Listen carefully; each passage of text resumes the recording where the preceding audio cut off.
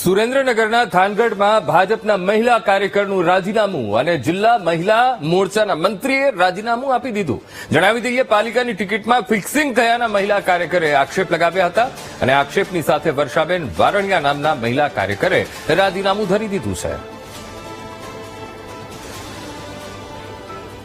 રાજીનામું પણ મોદીજી હારે શું, અને બીજી કે પેલા તમે અગાઉથી ને તમે ભાઈ ટિકિટ આપવાનું નક્કી કરીને નાખ્યું હોય કે આને આ વોર્ડમાં આપવાનું અને આ વોર્ડમાં, એ મને બંધ બેસતું નથી. અને હા, સ્થાનિક, બાકી મને કોઈ પ્રશ્ન નથી.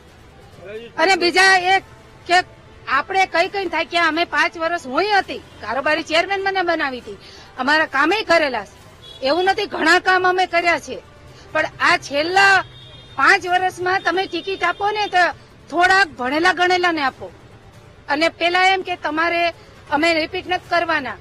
મને હું સેન્સ દેવા ગઈ બીજા વખતે બીજી ટર્મમાં, તો મને એવું કહેવામાં આવ્યું હતું કે તમે ફાઇનલ જ છો, પણ ટિકિટ આપી બીજાને. એ મને થોડોક આઘાત લાગ્યો.